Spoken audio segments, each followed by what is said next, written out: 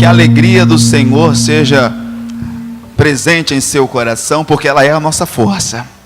Então, que a bênção de Deus seja sobre a sua vida, que Deus, em sua infinita graça, irmãos, possa realmente falar conosco. Vai ser um momento especial. Já é o terceiro culto de hoje. Tivemos 8 da manhã, foi uma bênção muito grande. Nós tivemos às 16h30 e agora às 19 horas, são 3 no domingo. Esse aqui é o último do dia. Mas em todos eles a presença de Deus foi, visível, deu para perceber, para entender, irmãos, que Deus realmente nos conhece. Saiba de uma coisa, Deus te conhece, Deus nos conhece, e por isso tem a condição de falar, irmãos, daquilo que está no mais profundo do nosso coração. Hoje tem um recado de Deus que é fundamental para nós alcançarmos, irmãos, realmente um local perfeito de adoração, para termos uma comunhão perfeita com o Senhor. Eu gostaria que Deus tivesse toda a liberdade, que você deixasse de lado todas as demais coisas, e que simplesmente ouvisse e desse ouvidos à palavra do Senhor Deus. Não é a mim, tudo que eu disser, se não tiver fundamento bíblico, descarte. Tudo que eu disser, se não tiver, irmãos, um apoio bíblico, porque a Bíblia ensina que eu e você não podemos nos estribar no nosso próprio entendimento. Estribar é apoiar. Então tudo que dissermos, se não tiver um fundamento, um apoio bíblico, descarte, lance fora. Descarte. Agora, se hoje você ouvir a voz de Deus falando ao teu coração, também não endureça o coração, não. Porque é tempo de Deus agir, Deus trabalhar, Deus vai nos abençoar. Amém? E a todas as mamães que eu não vi no dia de hoje, Deus abençoe todas vocês. Domingo especial, Dia das Mães. Dia das Mães são todos os dias, né, irmãos? Estão sempre presentes. Sempre presente, todos os dias é Dia das Mães. Mas hoje tem a data comemorativa, acontecem, né? É uma oportunidade de um encontro. Eu tenho os filhos que, por exemplo, um filho igual eu, vou falar de mim, né? Eu não tenho como, irmãos, todo ano, Dia das Mães é Santa Ceia, e eu não posso deixar a igreja. Então eu dou uma ligadinha, dou uma conversada. Conversei com ela ontem, hoje eu conversei de novo. Olha, mãe e tal. E ela está assim: meu filho, Deus abençoe. Se Deus te deu uma missão aí, eu estou feliz porque você está cumprindo a missão. Glória a Deus. Então é uma oportunidade que aí a pessoa lembra: puxa, eu tenho que ligar. Mas pensa bem, não deixa esperar um momento como esse, não. Às vezes nós perdemos tanto tempo. Poderíamos fazer e não fizemos. Poderíamos falar e não falamos. Poderíamos lutar, pelo menos, para estar mais próximo, e não estamos. Então, aproveite hoje, e o que você fez hoje, faça constantemente. Liga, passe e deixa um abraço, um beijo, dizer a importância que tem para você. Aproveite a oportunidade que Deus está dando. Então, a todas as mamães aqui, as que estão sendo representadas pelas que estão aqui, que Deus abençoe muito. A minha oração é o que o Senhor diz no Salmo 112, verso 2, que a sua descendência tem que ser poderosa na terra. Que Deus não lhe deu filhos, minha irmã, para ser envergonhado pelo inimigo, para ser tapete de Satanás, chutado para cá e chutado para lá. Não. Ela tem que ser descendência poderosa. Que como Deus deu vitória a você, dará a eles também. Dará a todos aqueles que de ti vierem para a glória dele mesmo. Amém, pessoal? Vamos entrar aqui na mensagem. O profeta Jeremias. Jeremias, capítulo 4. Neste capítulo temos 2 versículos que precisamos meditar. Jeremias é o profeta, capítulo 4. Os versículos são o 1º e também o 14. Jeremias, capítulo 4, versículos 1 e o 14. Encontrem aí. Isso. Não ouça apenas, gente. Não ouça apenas. Dê ouvidos. Não brigue com Deus. Não lute contra a palavra. Não lute contra a orientação de Deus. Dura coisa é nadar contra a correnteza.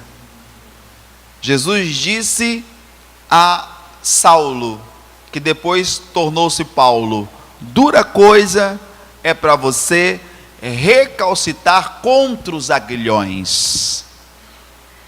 Você está indo no caminho errado, Saulo. Eu vou te mostrar o caminho certo.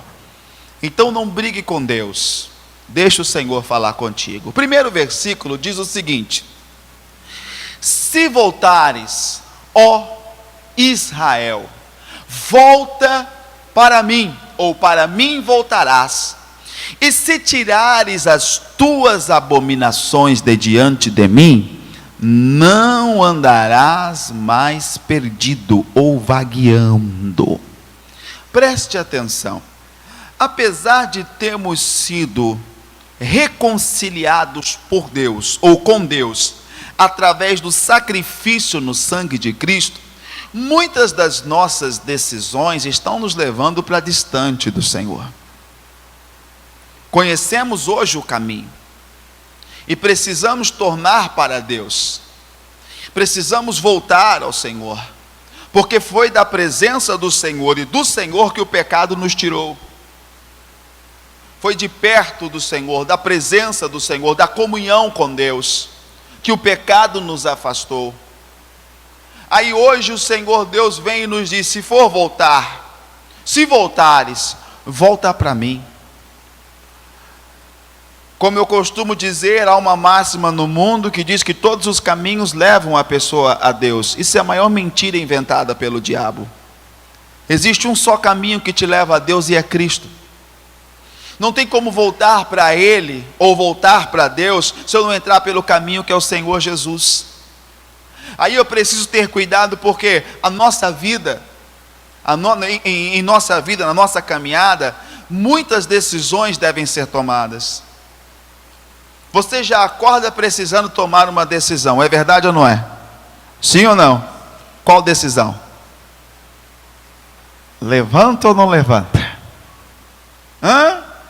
Parece que você consegue ouvir a voz da cama. Já viu a cama falar? Se você falar que não, a minha fala. A minha fala: fica mais um pouco. Fica. Você está cansado. Você foi dormir às 2 da manhã. Para que levantar às 5:30? Fica. Você acabou de deitar. Desse jeito você vai pifar, você não vai conseguir. Você sabia que a minha cama fala? Então já é uma decisão. Ou você levanta ou não. E se você não tomar a decisão acertada, você vai cochilar. E se você resolver cochilar um pouquinho, você vai perder o seu horário. Então você precisa decidir: eu vou levantar.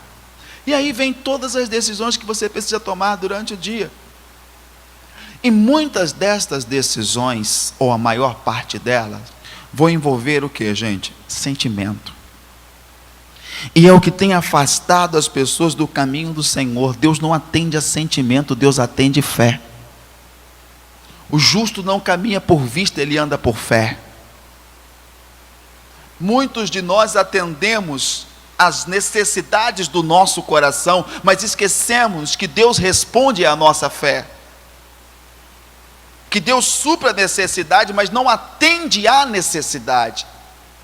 Que geralmente tomamos nossas decisões baseados naquilo que nós precisamos e estamos sentindo. E aí, irmãos, existe o adversário que chega a dizer o seguinte: tudo bem, não tem problema, Deus te entende. Tudo bem, não tem problema, Deus te compreende. Mas Deus te conhece. Aí a pessoa vai dizer, não, eu sou assim mesmo, é porque Deus me conhece, Deus sabe como eu sou. Tudo bem, mas o fato de Deus saber como nós somos, o fato de Deus saber e nos conhecer, não quer dizer que Ele esteja contente, não quer dizer que Ele esteja feliz, porque eu preciso agradar ao Senhor, ou ser, irmãos, sabe, agradável a Deus, para que os desejos do meu coração sejam cumpridos. Se o Senhor não se agrada, não tem desejo do coração cumprido. Eu não posso ser dirigido por aquilo que sinto, porque quando eu sou dirigido por aquilo que sinto, eu estou indo para distante do Senhor. Ele está dizendo, você quer voltar? Olha, tem que voltar, volta para mim. Vem para mim. Antes de dizer alguma coisa, de fazer, sabe, ou insistir em algo, pensa dessa maneira.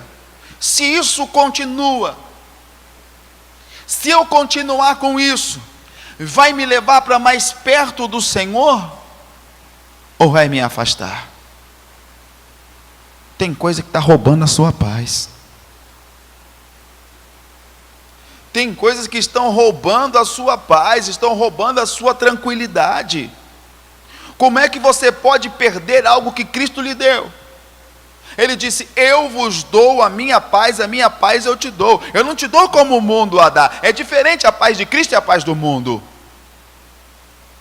A paz em Cristo não é a ausência de guerra, mas é a tranquilidade de saber, Ele é com você independente das circunstâncias. Mas às vezes você está insistindo em algo que está o quê? Está tirando a sua paz, está roubando o seu sono. Espera aí, Senhor, essa situação está me afastando ou está me aproximando do Senhor? Veja. Perca tudo, meu irmão, mas não perca a paz com o Senhor. Perca. Sabe o que eu falava com o nosso pessoal aqui ontem? Com os nossos colaboradores? Você percebeu, ou vocês devem ter lido a passagem, a parábola do filho pródigo, na Bíblia. Já ou não já? Conhece ou não conhece? O filho chega para o pai e fala o quê? Pai, dá-me a minha parte nos meus bens, eu quero a minha parte. Já com o intuito do que, gente? De ir embora da casa do pai. O que o pai faz? Ele começa a brigar com o filho, ele começa a discutir com o filho. Você não vai sair daqui, você vai ficar aqui, aqui que é o seu lugar. É isso? O que o pai faz? Ele pega a parte que pertence ao filho e entrega para ele. E o filho pega a sua parte e vai embora. Sabe o que eu estava falando com o nosso pessoal ontem? Que você, eu, que nós não devemos tentar segurar aquele que não quer ficar. Tenta manter a força perto de você aquele que não quer ficar. Se ele não quer ficar, deixa aí. Deixa aí. Não quer? Tudo bem, pega a sua parte. Pode ir. Mas eu não vou perder a minha comunhão com Deus por isso. Eu não vou perder a minha paz com o Senhor. Eu não vou perder a visão. Lembra de Noemi, Orfa e Ruth? A Noemi falou assim, minhas filhas, eu não tenho mais filhos. Morreu Malom, morreu Quilion. Eu não tenho mais filhos. Vocês vão ficar comigo para quê?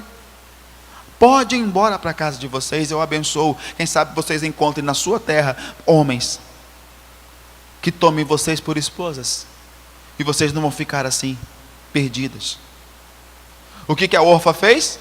Abraçou Noemi, beijou, chorou, e foi o quê? Embora. E Ruth fez o quê? Aonde tu fores eu irei, aonde pousares tu também pousareis, o teu povo será o meu povo, o meu Deus será o teu Deus, ou o teu Deus será o meu Deus. E foi com Noemi. Resultado, em Belém de Judá, Ruth é o que? Abençoada. A Noemi ficou brava com a Orfa? Ela ficou brava com a sua outra nora? Não. Deixou ir quem quis ir. Mas às vezes nós estamos segurando algo, irmão, sabe? Estão mantendo a lista e quer de qualquer maneira manter aquilo. Calma. Preste atenção. A sua comunhão com Deus vale muito mais. Se quer voltar, Volta para mim, diz o Senhor. Vê se estas situações estão te levando para Deus. Vê se essas decisões estão te aproximando do Senhor. Nós lutamos por tantas coisas aqui, irmãos. Por tantas coisas. E nos esquecemos que o nosso Deus é Deus de restituição. Deus restitui? Sim. Mas existe um caminho. Existe um caminho. O profeta chegou a dizer o quê? Olha, se vocês voltarem para mim, se converterem, sabe, buscarem-me com jejum, com oração, deixarem os maus caminhos, eu vou ajudar vocês. Aí eu vou restituir os anos que foram consumidos.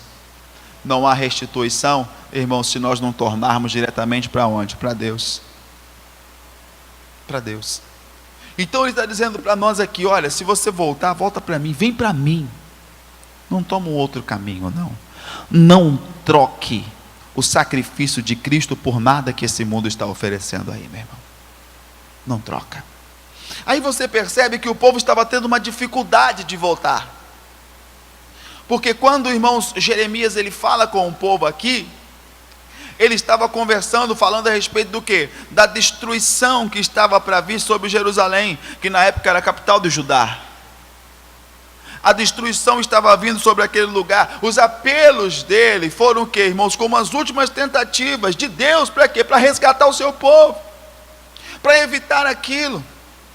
Houveram muitos motivos para que a situação chegasse aonde estava, para que Jerusalém estivesse a ponto de ser destruída, invadida e destruída.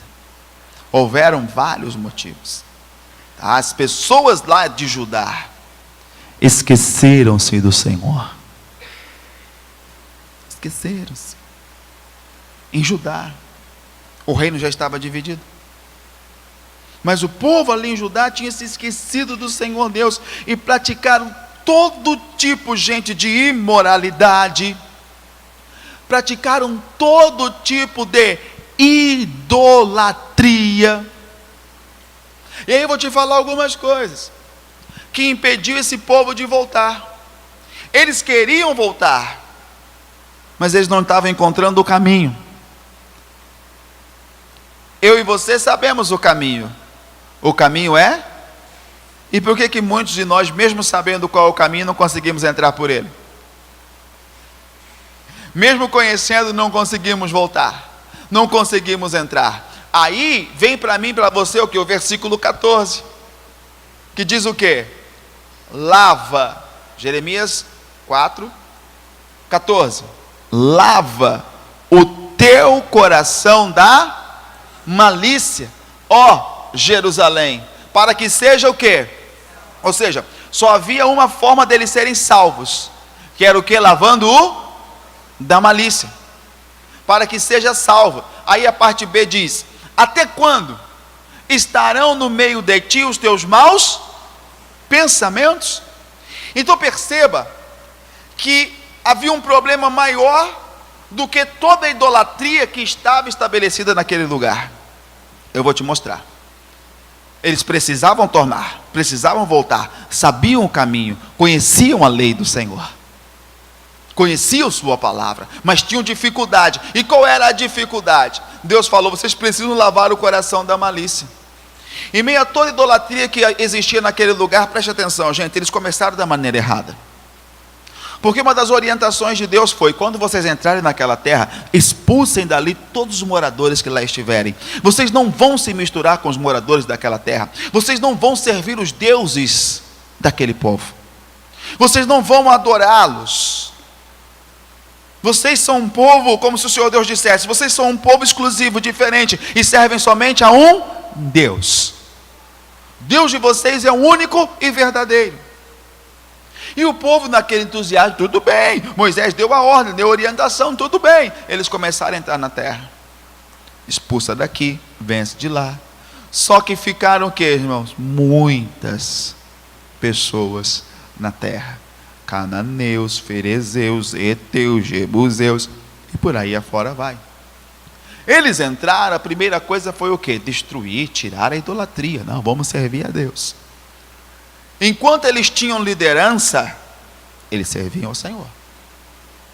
Mas daqui a pouco, irmão Josué, já velhinho, ele diz assim: se vocês quiserem servir os deuses dessa terra e viver conforme vive o povo dessa terra, vocês podem viver, porém eu e a minha casa serviremos ao Senhor. Aí depois, com o tempo, Josué o quê? Morre.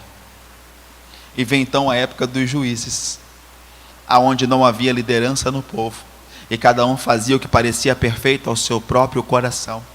E sabe a que o coração do povo se inclinou? Eles começaram a conhecer os deuses daquela terra, eles começaram a conhecer os deuses daquele povo, aprenderam os sacrifícios àqueles deuses, aprenderam a adoração àqueles deuses, e começaram a se misturar. Entenda uma coisa, não é que eles tinham esquecido Deus completamente, eles tinham Deus, como toda pessoa afirma que tem Deus no coração, sim ou não? Sim ou não? A não ser que a pessoa seja um ateu convicto, ele diz: eu não acredito em Deus, tudo bem, é uma decisão dela, direito dela. Agora, se a pessoa ela tem um pouquinho, eu vou chamar de religiosidade, eu não gosto do espírito de religiosidade de jeito nenhum, mas para facilitar o entendimento, se a pessoa tem um pouquinho de religiosidade, ela vai dizer o quê? Eu tenho Deus na minha vida. Só que a questão não era ter Deus, era ser exclusivo de Deus, ou Deus ser exclusivo para eles. Então eles queriam Deus, mas queriam também todos os deuses daquela terra. Foi onde o que? A idolatria entrou. E Deus vem lutando. Tira a idolatria. O povo tira. Cai ali o juiz. O povo idolatra de novo. Vai para a idolatria. E assim foi. A idolatria começava desde os reis. E aí o que eu vou lhe ensinar o que, gente? Que o problema daquele povo era mais do que o que estava no exterior. E além daqueles postes ídolos, e além daquelas casas feitas aos deuses estranhos. Por quê? Houveram reis, por exemplo, como Josafá, Ezequias, que, irmãos, aboliram toda a idolatria, que tiraram os postes ídolos, derrubaram os altares de Baal e fizeram, irmãos, sabe, uma verdadeira limpeza. Mas era só esses reis morrerem e vinham outros, os outros deuses voltavam, a idolatria voltava. Como voltou uma idolatria que havia sido o quê? Tirada. É porque a idolatria não estava nos objetos que estavam ali, irmãos, espalhados ao exterior do povo. A idolatria estava dentro do... Porque não adianta tirar as coisas exteriores se no interior ainda existe. Não adianta eu me afastar de algo fisicamente se aquilo fica em meu... A primeiro lugar que eu preciso tirar aquilo é do meu coração. Então o Senhor estava dizendo, o problema, quando ele fala assim, lava o teu coração da malícia, ele estava dizendo o seguinte, o problema não são os postes ídolos que aí estão. Isso aí não é nada. O problema não são essas imagens, elas não são nada. Elas não podem, sabe, tocar Deus. Elas não podem influenciar em nada as ações de Deus. O problema não são os altares. O problema é o que está onde? No coração do povo. Lava o teu coração da malícia. Não adianta nós tirarmos algo, irmãos, que está no exterior, se aquilo está no nosso coração. Quer ver um exemplo? É mais ou menos assim. Pedro. A Bíblia diz que quando Jesus foi preso pelos soldados, Pedro, ele tira uma... O que o Pedro tinha? Uma espada. E ele corta a orelha do servo do sumo sacerdote. E Jesus tem o trabalho do quê, gente? De pegar a orelha do rapaz e restaurar ali na hora, com um milagre. Quando Jesus restaura a orelha daquele rapaz, ele não está propriamente ajudando o rapaz só, Ele está livrando Pedro, porque Pedro havia agora ferido um oficial romano, e quem feria um oficial romano tinha uma penalidade que era de morte, ele iria morrer. Então Jesus, quando ele restaura a orelha daquele rapaz, ele está ajudando quem? Pedro, livrando Pedro da morte. Agora eu te faço uma pergunta: Jesus sabia que o Pedro tinha uma espada na cintura? Sabia ou não sabia? Ou Pedro estava escondendo a espada de Jesus? Será que ele conseguiria esconder a espada de Jesus? Irmãos, Cristo sabia até o que se passava no coração dos homens. Como nós lembramos na oração da pecadora que entrou na casa do fariseu, de Simão. Jesus entrou, ele falou, o fariseu falou para ele, Simão falou, vamos na minha casa, vamos comer um pão e tal, vamos fazer alguma coisa, beber um vinho, e lá vai Jesus para a casa desse fariseu. Entra, senta e está lá. Daqui a pouco entra a pecadora, com um vaso de azeite na mão. Ela se prostra aos pés de Jesus, começa a chorar, as lágrimas caem nos pés de Jesus, ela enxuga os pés de Cristo com o cabelo, beija os pés de Jesus e perfuma com unguento. Esse Simão, no seu coração, Simão pensou o seguinte: se esse aí fosse realmente profeta, ele saberia quem é esta mulher que está aos pés dele. Duvidando, irmãos, de quem Jesus realmente era. Se esse fosse profeta, ele saberia quem é esta mulher que está prostrada aos pés dele. Mas isso ele falou aonde? Só no seu coração. Jesus ali estava, ele olha para Simão e fala assim: Simão, eu cheguei em tua casa e você não me deu água para os pés. Esta mulher chora, derrama as suas lágrimas aos meus pés. Tu não me deste uma toalha, porém esta mulher enxuga os meus pés com os cabelos. Tu não me deste o ósculo, mas esta mulher não para de beijar os meus. Quem é santo aqui? Quem é pecador? Quem é certo e quem é errado, Simão? Sem contar do unguento perfumado que ela está passando aqui em mim. Simão, como quem diz, quem está certo e quem está errado aqui, Simão? Eu imagino o pensamento do Simão. Como é que ele sabe o que eu imaginei em meu? Se Cristo sabia o que tinha no coração das pessoas, ele não sabia o que tinha na cintura do Pedro? Sabia ou não sabia? Aí eu te faço aqui, irmãos, te faço entender algo. Se ele sabia que Pedro com aquela espada poderia ferir alguém, não era mais fácil ele chegar e falar: Pedro, joga fora essa espada? Se Jesus mandasse, o Pedro obedeceria, sim ou não? Sim ou não? Pedro, pega essa espada e joga fora. Não quero você carregando essa espada. Porque se você carregar essa espada, você não anda comigo. Jogaria ou não jogaria fora? Imediatamente. E evitaria que o Pedro, o que, gente? Cortasse a orelha do oficial romano. Então, se era mais fácil, era mais simples, por que Jesus não mandou o Pedro tirar a espada da cintura e jogar fora, gente? Porque não ia adiantar o Pedro tirar a espada da cintura, mas continuar com ela onde? No coração. Qualquer problema ele ia dizer o quê? Ah, se eu tivesse com a minha espada aqui. Ah, mas a minha espada. O que adianta tirar da cintura e ter a espada onde? No coração.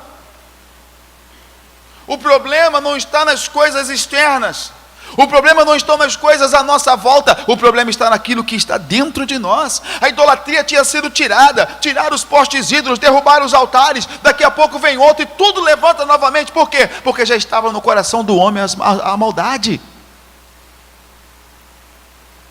Por que você imagina que Deus no princípio destruiu todas as coisas com o dilúvio? Gênesis 6:5, olha o que está escrito aí. Gênesis capítulo 6, versículo 5.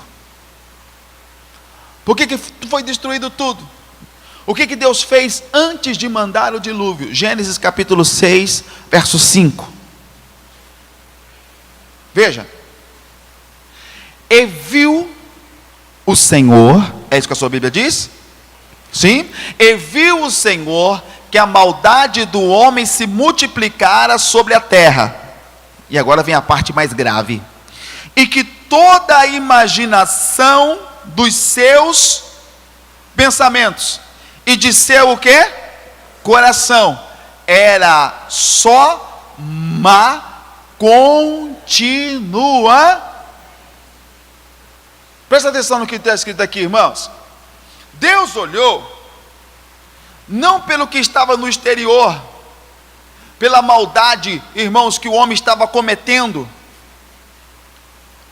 pelas coisas que estavam acontecendo, pela falta de pudor que já existia na vida dos homens, sabe, por toda aquela situação.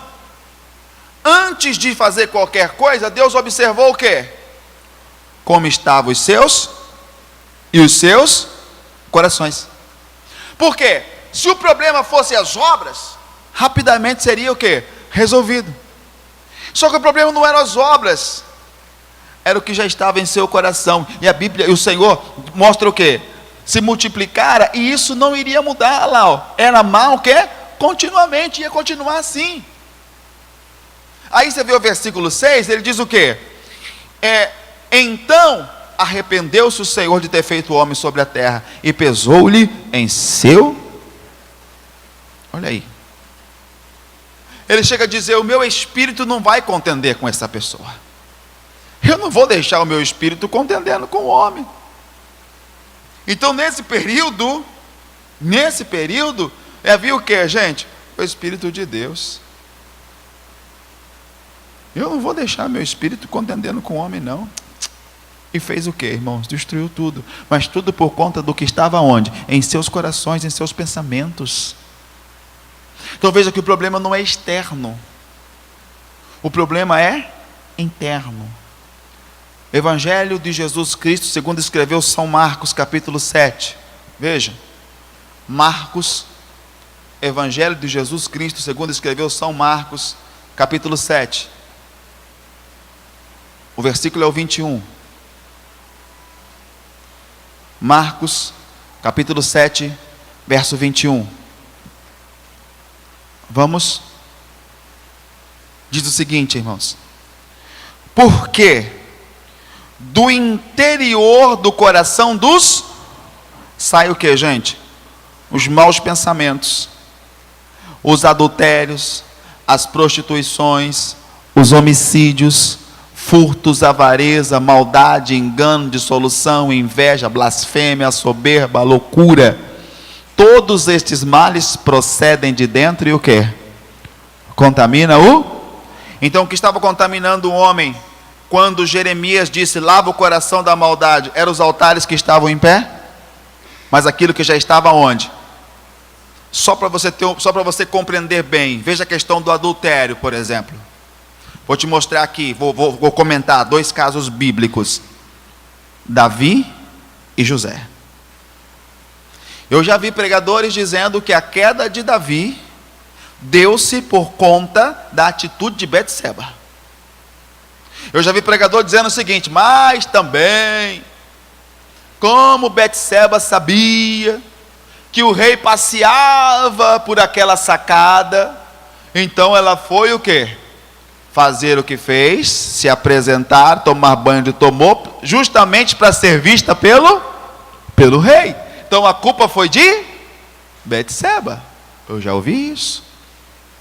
Davi olha e fala assim, quem é aquela mulher? Pergunta para um dos seus servos, quem é aquela mulher? Eles dizem assim, aquela é Betseba, esposa de Urias.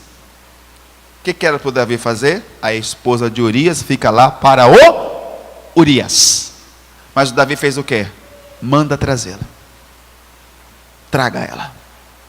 E ela vem, é trazida a Davi. Davi, irmãos, fica com esta mulher e ela vai embora. Depois vem a notícia de que ela está gestante. Ah, puxa, coitadinho do Davi, foi vítima. Alguns pregadores dizem isso. Agora eu vou te mostrar um outro lado. José, no Egito, na casa do Potifar. Sim, no Egito, mas na casa do Potifar. A esposa do Potifar pega o José pelo colarinho da roupa, segura e diz o que para ele? Deita-te comigo. E ele diz, não, não posso. Ela diz, deita-te comigo.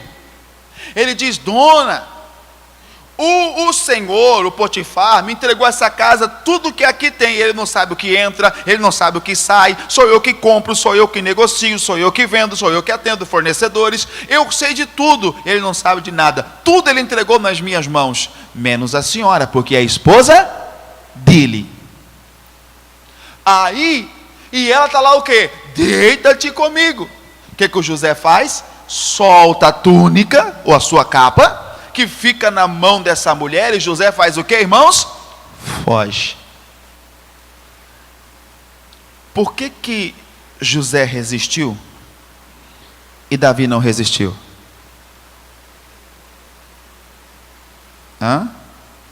Porque o adultério já estava no coração de Davi. José resistiu estando de perto. Davi não resistiu, trouxe de longe. Então o problema não é o exterior. Porque se houvesse alguém na história para cair, seria quem? Se tivesse mais fácil para resistir, seria para quem? Porém foi Davi que caiu, José que resistiu. Porque aquilo já estava na onde? No coração. Então, meu irmão, minha irmã, não existe a inocência. Não existe. Tanto que quando Davi pede perdão a Deus, Salmo 32, ele pede perdão ao Senhor. Olha como ele pede perdão a Deus, Salmo 32.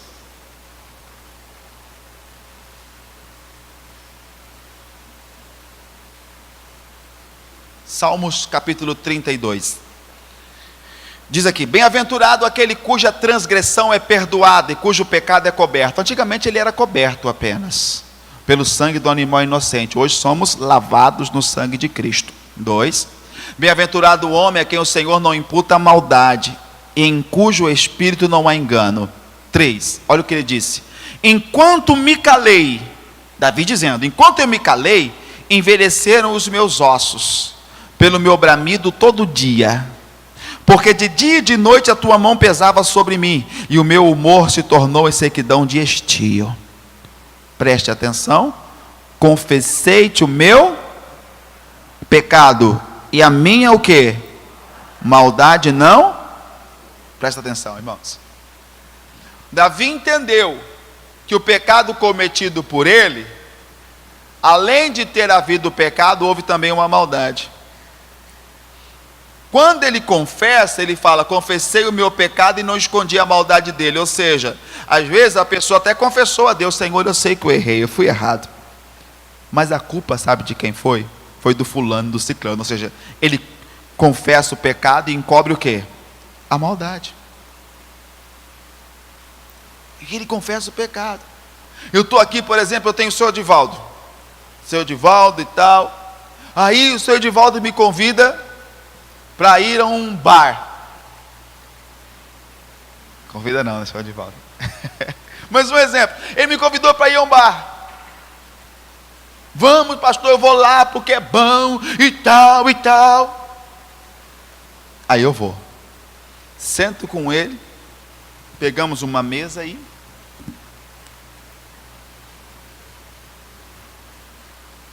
Daqui a pouco eu vou embora, arrependido daquilo que eu fiz. Puxa. Na minha cabeça a culpa é de quem? Dele que me convidou.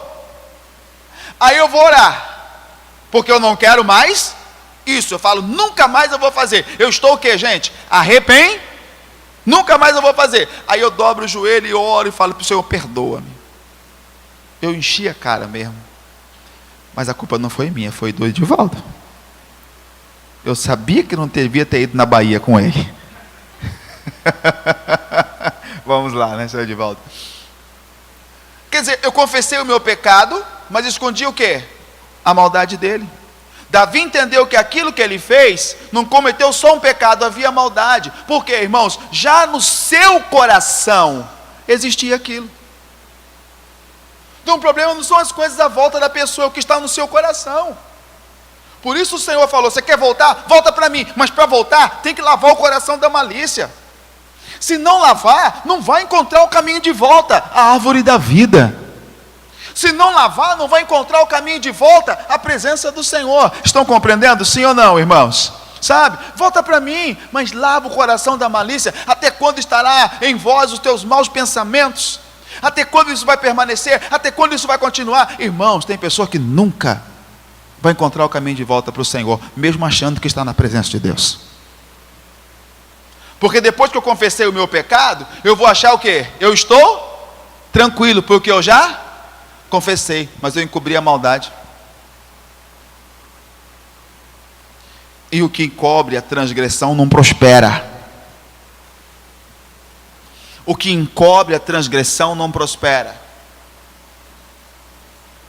Não vai prosperar. Senhor, eu errei. E olha, eu ainda fui fazer companhia para o Bahia. Bahia. Eu ainda fui fazer companhia para o Senhor Edivaldo, mas ele não tem culpa não, Senhor. Porque eu fui, ele não me amarrou uma corda no meu pescoço. Ele não me puxou a força. Eu fui porque eu queria, estava no meu coração, eu acabei fazendo. Eu não quero mais isso.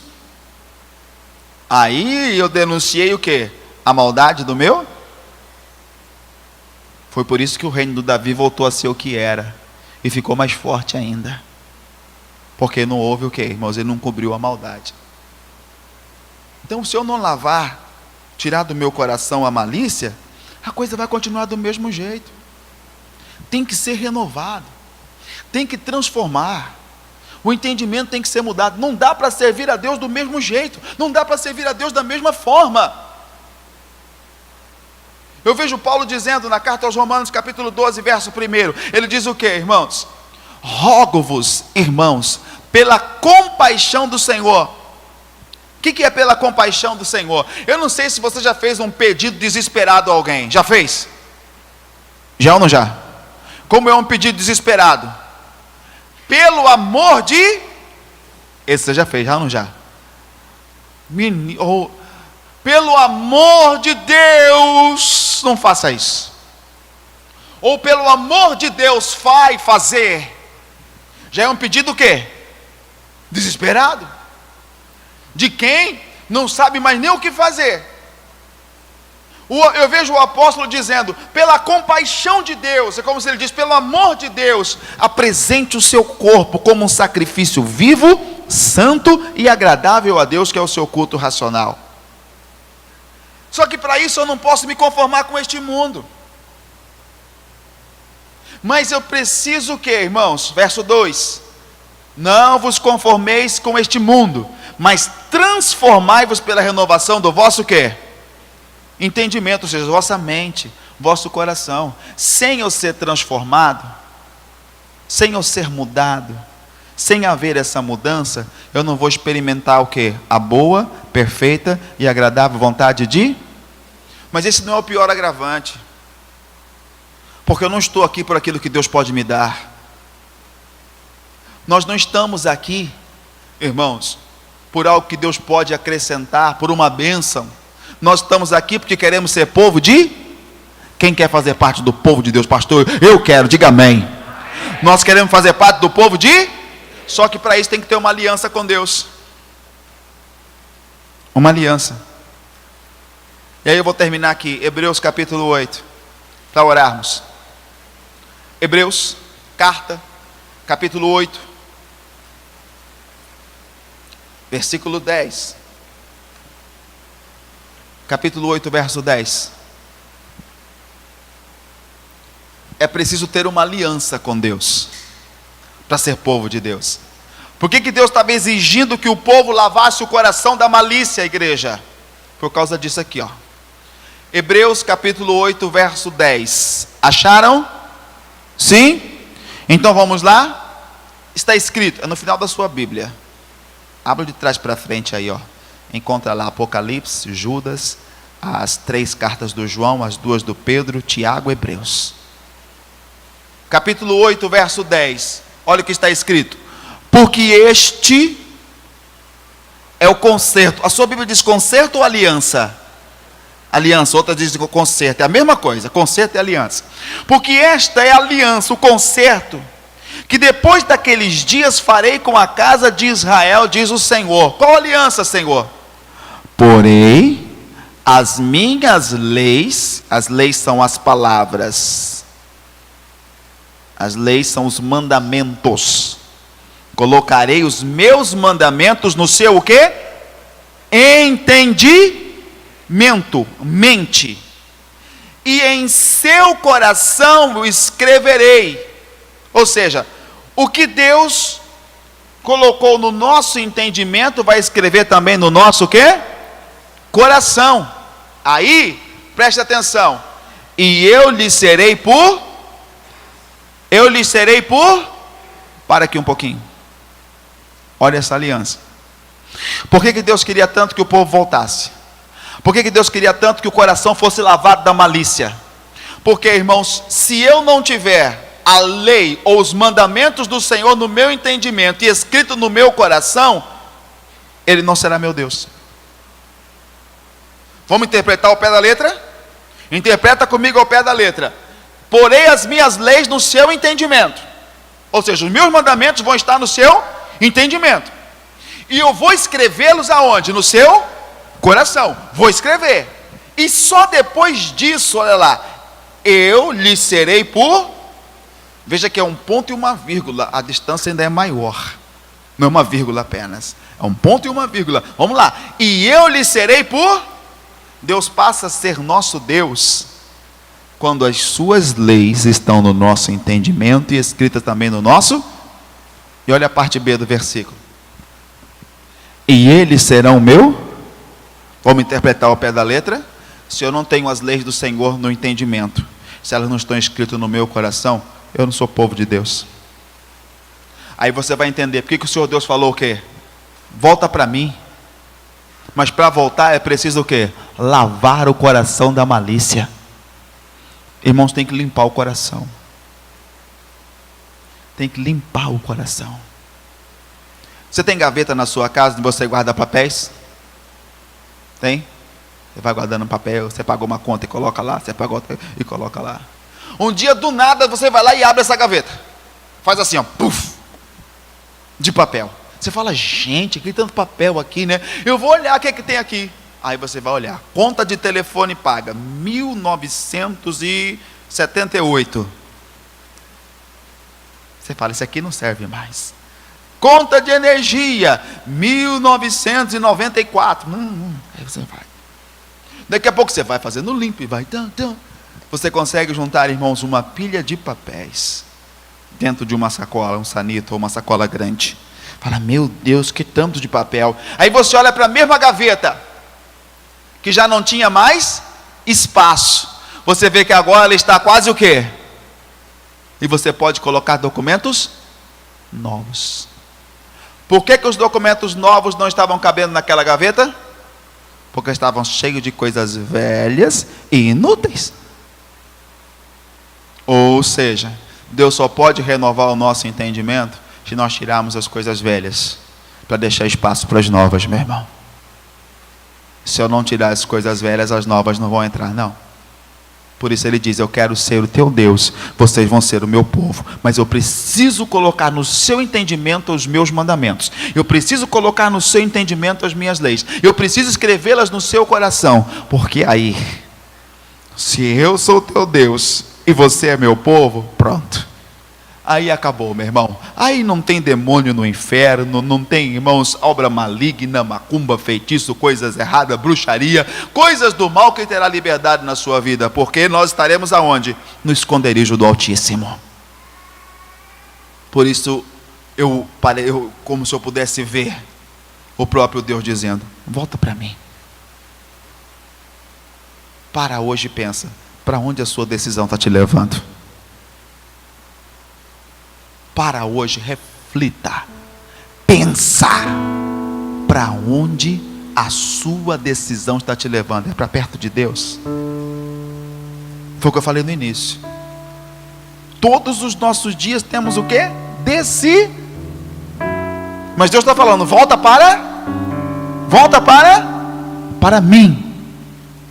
Aí eu preciso refletir, peraí, essa decisão que eu estou tomando está me levando para Deus? Ou está me afastando dele? É o seu momento, é a sua hora. Se você entendeu, Deus falou contigo hoje, então é hora de falar com Deus. Esteja pronto para ouvir. Chegou o momento de falar.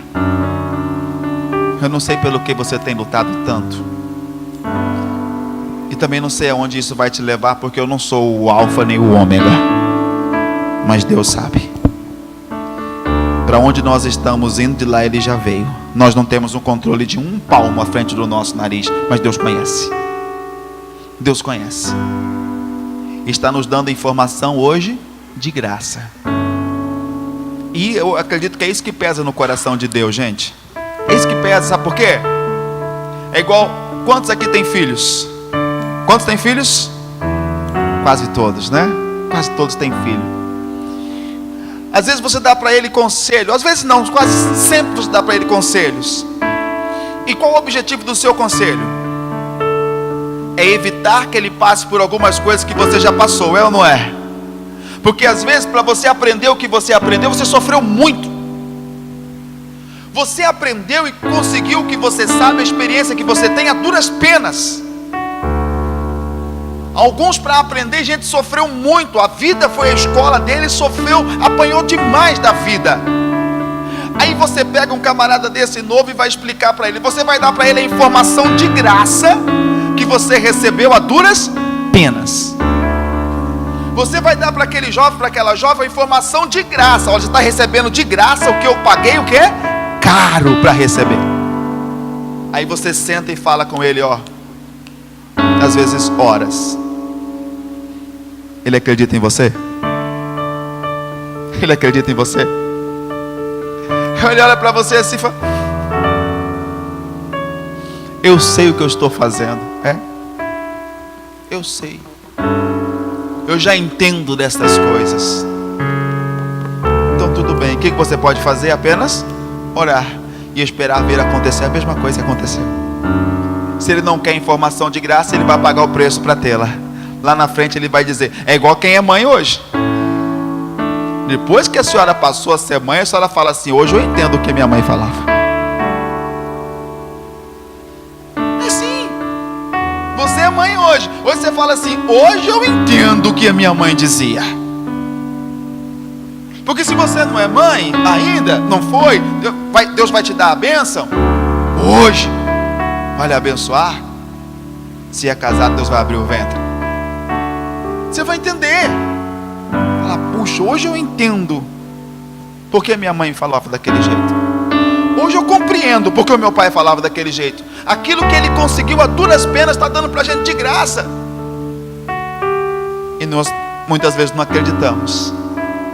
Vamos trazer para o mundo espiritual. Jesus conquistou com sangue. Jesus conquistou com sofrimento. Porque quando ele derramava o seu sangue, ele já havia sido traído. Ele já havia sido negado pelo seu melhor amigo. Ele já havia sido trocado pelo povo. Escolheram Barrabás. Escolheram um malfeitor. Escolheram um assassino. Jesus foi preterido. Tinha tudo para seu coração azedar. Tinha ou não tinha? Sim ou não? Só sabe qual que era a diferença? Cristo era curado por dentro. E quando nós somos curados por dentro, o que acontece ao nosso exterior não nos atinge. Porque a cura, o antídoto, sabe, a nossa imunidade espiritual não permite que as coisas externas destruam aquilo que o próprio Deus construiu dentro de nós. Diga um amém por isso. Jesus tinha tudo para deixar aquela cruz e falar, eu não vou levar não, quer saber? Esse pessoal não quer nada comigo. Me rejeitou, me trocou, me abandonou, me negou. Mas ele disse, eu vou, porque ele já era curado por dentro. O que Deus está fazendo comigo, com você hoje? Lava o coração da malícia, porque a sua cura vai brotar do interior e vai refletir no seu exterior, em nome de Jesus. Digam amém.